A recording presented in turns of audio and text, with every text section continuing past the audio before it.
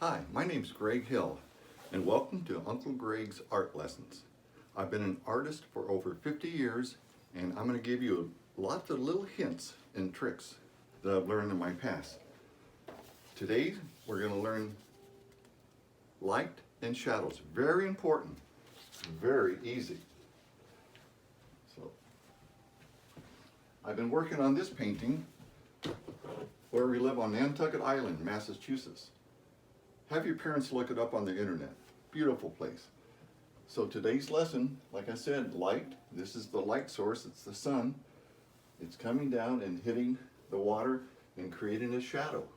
We're not going to work on this today. We're going to do something very fun and simple.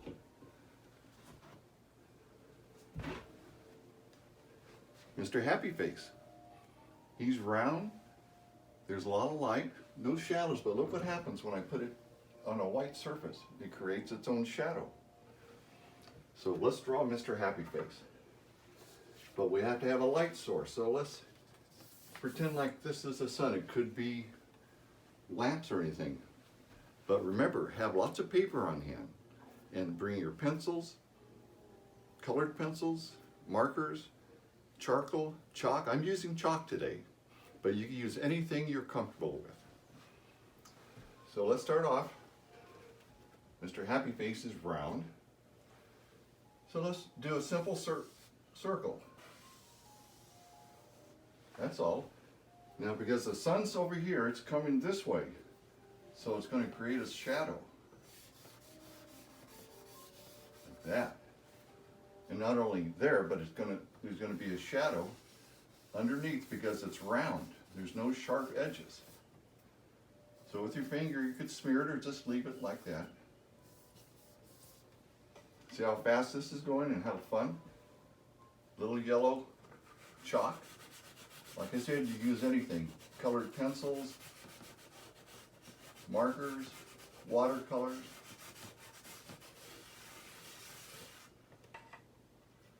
Let's see, Mr. Happy has two big eyes.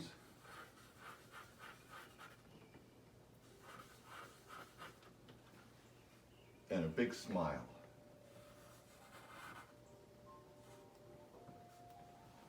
There, maybe make the shadow a little darker here. See what that did? Makes it set down. Well, that was fun and easy. Light and shadow, remember that. Let's see what else is next.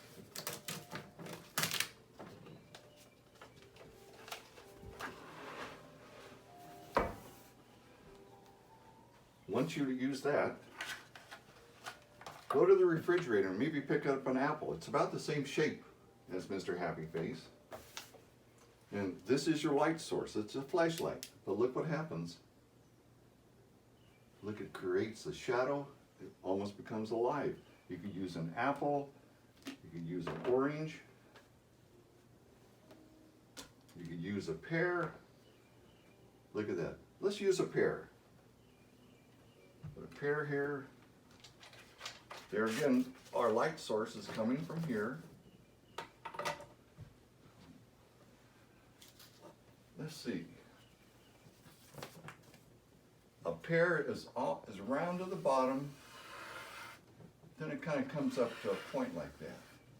And it has a stem. And there again, the light source is coming from here. You're going to see a shadow here.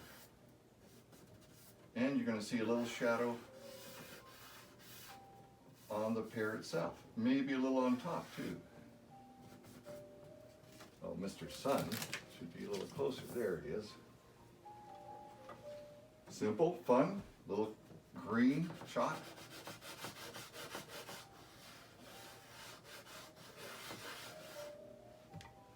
A little smear and make it round. There you have a pear. Now after the show, I want you to practice, practice, practice.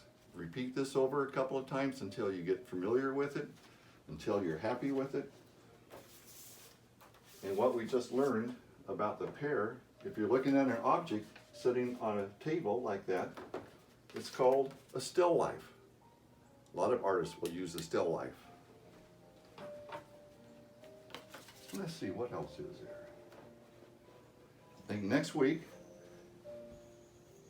we might paint some of the lighthouses on Nantucket or some of the boats. I know a lot of boats, they're beautiful boats. And like I said, until next week, I'd like you to practice, practice, practice. And next week, we'll see you later. Bye-bye.